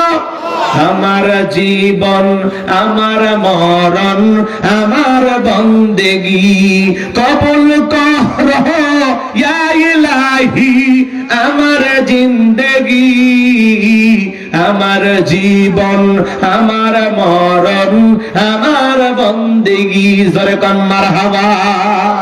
তাহলে নামাজ কার জন্য? আল্লাহ রাব্বুল আলামিন বলেন, ফালিয়াবুদু রাব্ব হাযাল বাইত আল্লাযী আত'আমাহুম মিন জু' ওয়া আমানাহুম মিন খাউফ। আমার আল্লাহ রাব্বুল আলামিন বলেন, এই ঘরের মালিকের ইবাদত করো। ইবাদত যদি ইবাদতের মতো হয়, বান্দা নামাজ যদি নামাজের মতো আদায় করতে পারো, যে বান্দা 5 ওয়াক্ত সালাতে মাথা নত করে আমি আল্লাহকে সিজদা দেবে, তোমার নামাজ যদি নামাজের মতো হয়, আমি আল্লাহ রাব্বুল আলামিন দুইটা জিনিস তোমাদেরকে দেব। এক নাম্বার হলো বান্দা রিজিকের টেনশন করা লাগবে না, রিজিক দেওয়ার মালিক কে? এই নওগাঁর শিকারপুরের মুসলমানেরা, আপনাদের এলাকায় রাতের বেলা একটা প্রাণী বের হয়, কুহু কয়া চিল্লায়, নাম হলো শিয়াল পণ্ডিত। ওর নামে নওগাঁ শহরে কি ব্যাংকের অ্যাকাউন্টে টাকা জমানো আছে? মুরগির হোটেল আছে? তাহলে শিয়ালকে খাওয়াই কে? পাখি সকালবেলা নিদ থেকে বের হয়ে যায়, সন্ধ্যাবেলায় পাখির পেটটা ভরে বাসায় ফেরত আসার ব্যবস্থা করে কে? আল্লাহ যদি পাখিকে খাওয়ায়, শিয়ালকে খাওয়ায়, পৃথিবীর এত মাখলুককে যদি আল্লাহ খাওয়ায়, আমরা হলাম আশরাফুল মাখলুকাত, কুনতুম খায়রা উম্মাতিন উখরিজাত লিন-নাস। আল্লাহ বলেন, আমাদেরকে আল্লাহ উত্তম জাতি বানাইছেন, বিএপি বানাইছেন, মর্যাদার আসনে বসাইছেন। আল্লাহকে আমাদেরকে না খাওয়ায় মারবেন? বলেন তো, রিজিক দেওয়ার একমাত্র মালিক কে? আমার আল্লাহ বলেন, ওয়া মা মিন দাব্বাতিন ফিল আরদি ইল্লা আলাল্লাহি রিজকুহা। আল্লাহ রাব্বুল আলামিন বলেন, পৃথিবীতে এমন কোন বিচরণশীল প্রাণী নাই যার রিজিকের ব্যবস্থা আমি আল্লাহ আসমান থেকে করি না। ওই আটলান্টিক মহাসমুদ্রে 33,000 ফিট গভীর অতল পানির নিচে থাকা ছোট্ট একটা প্রাণী, তার রিজিকের ব্যবস্থা আমি আল্লাহ আসমান থেকে করি। তাহলে নামাজ নামাজের মতো আদায় করলে ওই বান্দাকে আল্লাহ কোনদিন না খাওয়ায় রাখবে না, আল্লাহ ওই বান্দার জন্য রিজিকের ব্যবস্থা করবেন। আর 2 নাম্বার হলো ওয়া আমানাহুম মিন খাউফ, আল্লাহ সকল ভয় থেকে নিরাপত্তা দেবেন। সমাজে ভয় আছে না নাই? কথা কর, নেতারই নিরাপত্তা নেন, জনগণ কেমনি নিরাপত্তা দিবি? কথা কর নাকি আপনারা? রাগ করতেছেন? এই সমাজে এরকম আছে না না? ভালো করে বুঝবেন। আপনি বিকাশের দোকানদার, 5 লাখ টাকা নিয়ে নওগাঁ শহর থেকে শিকার করে আসবেন রাত 2টা-3টের দিকে, মনে মনে ভাবতেছেন, আল্লাহ এই টাকারে বাড়ি পর্যন্ত আসতে পারবো নাকি? ছিনতাইকারী চোর ডাকাতের কবলে পড়ে টাকা জান 2টা হারাবো। ভয় আছে না না? মসজিদের জুতে চুরি হয়, মসজিদের মাইক চুরি হয়, পেশা কথা ঠিক বা বলেন? মসজিদের মাইক চুরি হয় না? আল্লাহর ঘরে যে মাইকটা আজান হয়, ওই মাইক তো হারিয়ে যায়। স্বাধীনতার 54 বছর কেটে গেল, চুরি বন্ধ হয়নি। কথা বলেন? প্রত্যেকবার প্রধানমন্ত্রী মুসলমান, এরপরে নামাজের ন্যূনতম বিল কোন নেতা বাংলার পার্লামেন্টে পাস করেনি। কথা বলেন ঠিক কিনা? এই পৃথিবীর জমিনে আল্লাহ যদি কাউকে ক্ষমতা দান করেন, রাজত্ব দান করেন, মুফতি আরিফ বিন হাবিবের নাম শুনছেন, বাংলাদেশের সবচেয়ে আলোচিত একজন ইসলামিক স্কলার, দ্বীনের দায়ী মুফতি আরিফ বিন হাবিব। উনি জনাব তারেক রহমানকে উপদেশ দিয়েছেন, কয়েকটি উপদেশ। এর মধ্যে একটি বিষয় যে সূরা হজের 41 নম্বর আয়াতে আল্লাহ রাব্বুল আলামিন বলেছেন, আল্লাহ যদি কোনো ঈমানদারকে রাষ্ট্র ক্ষমতা দান করে, তার 4 দফা কর্মসূচি। 1 নাম্বার হলো সালাত কায়েম করা, 2 নাম্বার যাকাত আদায় করা, 3 নাম্বার কি করা? সৎ কাজের আদেশ দেওয়া, 4 নাম্বার অসৎ কাজ থেকে মানুষকে বিরত রাখা। কথা বলে ঠিক না? এই 4 দফা কর্মসূচি জনাব তারেক রহমানকে দেওয়ার জন্য আহ্বান করেছেন। অনেক বিষয়ে তিনি পরামর্শ দিয়েছেন। তার ফেসবুক পোস্টের মাধ্যমে বিশাল একটা উপদেশ তাকে দিয়েছেন যে মুসলিম শাসক হিসাবে। জনাব তারেক রহমান নিজেও বলেছেন রাসূল আকরাম সাল্লাল্লাহু আলাইহি ওয়াসাল্লামের ন্যায় পরণতা দিয়া ন্যায় বিচার আমরা কায়েম করতে চাই, ইনসাফ প্রতিষ্ঠিত করতে চাই। আমরা বলতে চাই আগামীর বাংলাদেশ হোক ইনসাফের বাংলাদেশ, ন্যায় বিচার কায়েম হোক। কথা বলে ডেকে না। এই সমাজের মানুষ শান্তি চায়, আর আমরা অশান্তি দেখতে চাই না। মারামারি, খাটাখাটি, হানাহানি এগুলো আমরা দেখতে চাই না। কোন নিরপরাধ মানুষ আর রাজনীতির বলি হোক, কোন নিরপরাধ মানুষকে হত্যা করা হোক, এমন দৃশ্য আমরা দেখতে চাই না। কথা বলে ডেকে না। তাহলে এই জমিনে শান্তি প্রতিষ্ঠিত হবে সেই দিন আল্লাহর কোরআনের আইন দিয়ে বিচার করা হবে যেই দিন। কথা বলে ঠিক কিনা? আজ থেকে ১৫০০ বছর আগে আল্লাহ আইন দিয়েছেন, ওয়াস-সারিকু ওয়াস-সারিকাতু ফাকতাউ আইদিয়াহুমা জাযাআম বিমা কাসাবা নাকালাম মিনাল্লাহ। সূরা মাইদার ৩৮ নম্বর আয়াতে আল্লাহ আইন দিয়েছেন, চোর পুরুষ হোক আর নারী হোক, আল্লাহর বিধান, আল্লাহর ফয়সালা। অপরাধ যদি প্রমাণিত হয় চোরের হাত কেটে দাও।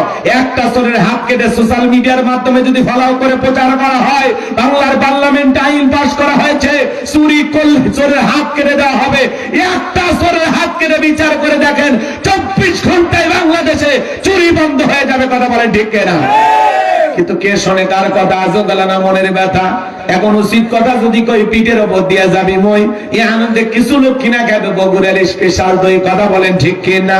যত দোষ নন্দ ঘোষ, সত্যটা বললে দোষ, করলে অন্যায়ের প্রতিবাদ, নামটা হবে তোমার মৌলবাদ, নামটা হবে তোমার জঙ্গিবাদ। কথা বলেন। নেতা আল্লাহর আইন চালু করে না। ৫৪ ভাই কি হয়েছে? ৫৪ বছর কেটে গেল, কোন নেতা নামাজের ন্যূনতম বিল বাংলার পার্লামেন্টে পাস করেনি। আল্লাহর আইন দিয়ে একটা বিচারও করেনি। কথা বলে না কেন? কারণ নেতা জানে আল্লাহর আইন চালু করলে দুর্নীতি করা, দেশের টাকা বিদেশে পাচার করা। বিগত ১৬ বছরে যারা ক্ষমতায় ছিলেন হাজার হাজার কোটি টাকা দেশ থেকে বিদেশে পাচার করেছে। ১১ লক্ষ কোটি টাকা দুর্নীতি করে পাচার করেছে। কথা বলে ঠিক কিনা? সে এমপি মন্ত্রী আসে, গাঁট্টি গুট্টি গুছে সব পাইলে গেছে। হাজার হাজার কোটি টাকার সম্পদ বাংলাদেশে পড়ে আছে, এমপি মন্ত্রী নেয় সব ভাগে গেছে। কেউ ভারতে আসে, কেউ বিদেশে গেছে, কে কোন দেশে গেছে ঠিক নাই। বিদেশে, এই দেশে টাকা নিয়ে যায়, বিদেশে বেগম পাড়া বানাইছে। ওরা কিন্তু রাজা বাদশার মতোই আসে, খালি দেশে যেটা করছে ওইটা ভোগ করতে পারেনি, কিন্তু বিদেশের বাড়িতে যা জমাইছে সব খাইতেছে। কথা কয় না কেন? ওই জন্য তো গান বলবো একটা, রাগ করবেন না তো? মন্ত্রীরা সব কোথায় গেল, এমপিরা সব কোথায় গেল, কোথায় কাদের কাকা, ওদের সারা দেশটা এখন লাগে ফাঁকা ফাঁকা। আইন মন্ত্রী আটকে গেল আইনেরই ফাঁকে, দাড়ি সারা দরবেশটারে ভণ্ড ভণ্ড লাগে। কথা বলে দাড়ি কাটতে নৌকা চড়ে পালাছে, ওরা জীবন দিচ্ছে তা নৌকা সারেনি। কথা কন ঠিক কিনা? আছে না? তাহলে ওই দরবেশের দাড়ি কি লোক দেখানোর জন্য? কথা বলেন। নবীর মোহাব্বত আল্লাহ ভালোবাসায় যদি দাড়ি রাখতো, ওই দাড়ি কাটতে পারতো? হ্যাঁ, অনেকের আবার কয় দাড়ি থাকলে চুলকে, তোমার দাড়ি রাখলে চুলকে, কবরে যা ফেরেশতারা চুলকানির মলম নিয়ে বসে আছে, তোর জায়গা মতো মলম লেগে দিবি। কথা কন ঠিক কিনা? দাড়ি সারা দরবেশটারে ভণ্ড ভণ্ড লাগে। শুনেছি ভাই কত নেতা নেত্রী খাইতেছে ভাই ডান্ডা, বিচারপতি কালা মানিকের ফাটিয়েছে নাকি আন্ডা। এই বিচারপতি শামসুদ্দিন মানিক আল্লামা সাইদি হুজুরকে মৃত্যুদণ্ডের রায় দিয়েছিল। কথা বলে ঠিক কিনা? আমরা বলতে চাই ওই বিচারপতি মানিককে ওই ট্রাইব্যুনালে মৃত্যুদণ্ডের রায় দিতে হবে। কথা বলে ঠিক কিনা? এই বিচারপতি মানিক ১১৬ জন আলেমের তালিকা করে দুদকের কাছে জমা দিয়েছিল। যারা আলেমদের তালিকা করেছিল আজকে বিনা তালিকা আল্লাহ জেলখানায় ঢুকেছে। আলেমদের সাথে বাড়াবাড়ি করতে আসবেন না। যারা আলেমদের ইজ্জত নিয়ে টানাটানি করেছে, পুরো পৃথিবীর সামনে আল্লাহ তাদেরকে লাঞ্ছিত করেছে। কথা বলে ঠিক কিনা? আলেমদের দিকে বাঁকা চোখে তাকাবেন না। কষ্ট হচ্ছে আপনাদের? আছে আছে আছে। চলো কেন চলো গেল, বলো কেন চলো গেল, থামিয়ে নেটের চাকা, ওদের সারা দেশটা এখন লাগে ফাঁকা ফাঁকা। কোথায় গেল সংসদেতে মমতাজের গান, কোথায় গেল হযরত বলা স্বামী ওসমান। মাইক পেলে বলতে খাওয়াবে, খেলা হবে। পুরো বাংলাদেশের মাঠ পড়ে আছে, খেলোয়াড় রাত নেয়, হারিয়ে গেছে। আলহামদুলিল্লাহ এবার সংসদে আর গান শোনা যাবে না, কোন নায়ক গায়কের চান্সই নাই। মারহাবা কম। কোন শিল্পীও নাই, কোন নায়কও নাই, কোন গায়কও নাই। এখন যারা গেছে এরা কেউ গান গাইতে যায়নি, এরা দেশের মানুষের কথা বলবে ইনশাল্লাহ। আর বিশেষ করে যারা আলেম ওলামা যাচ্ছে, কি বলেন, ইনশাল্লাহ সংসদে এবার জমে যাবে। রাগ করতেছেন আপনারা? আলেম ওলামা যাচ্ছে, আর কোন গান কেউ গাবে না। আর কেউ গান গাবে? আর কেউ গান গাইবে না। আমরা শাহজালালের পূর্ণভূমির সংসদে, যেখানে মুসলমানের ট্যাক্সের টাকা দিয়া যে সংসদ ভবন চলে, আমরা সেখানে আর গান শুনতে চাই না। সেখানে জনগণের উন্নয়নের কথা শুনতে চায়, জনগণের দুঃখ দুর্দশার কথা তুলে ধরার কথা শুনতে চায়। কথা বলে ঠিক না? রাগ করতেছেন আপনারা? যারা স্লোগান দিব নিজেদের কথা আমল করলেন, এই বেচারা দেখার খুব শখ। কথা কম। ওবায়দুল কাদের সাহেব অনেকে বলছে ভারতে আছে, হুজুর মরে গেছে, লাশ নাকি ফ্রিজে রাখছে। আপনি দেখে আসছেন? পিছে একটা মানুষ মারে ফেলে দেন, উনি বেঁচে থাক, আর দেশে আসলে আসুক, ওরা মিস করতেছে। খুব বিনোদন, হ্যাঁ হাইরে বিনোদনের নেতা ছিল। রাগ করতেছে না, শরীরই চলে না, তাও বলতো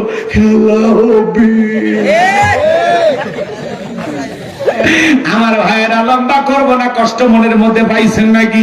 তাহলে নামাজের মতো আদায় করলে আল্লাহ 1 নাম্বার রিজেক্ট দেবেন, 2 নাম্বার সকল ভয় থেকে নিরাপত্তা দেবেন। আমাদের সমাজে নিরাপত্তা নাই, আছে? মেয়েটা কলেজে গেল, একা একা ফিরবে নাকি জামাই সাথী নিয়ে ফিরবে? মেয়েটা স্কুলে গেল, ভালোভাবে ফিরবে নাকি কারো লালসার শিকার হবে? ভয় আছে না নাই? এই জন্য বাজান তো আমার, এদেশে চুরি দুর্নীতি টেন্ডারবাজি চাঁদাবাজি খুন ধর্ষণ যদি বন্ধ করতে চান, আল্লাহর কোরআনের আইন দিয়া বাংলার পার্লামেন্ট চলার দরকার আছে না নাই? এই জমিনে আল্লাহর আইন চালু হোক। কারা কারা চান হাত তুলে দেখান।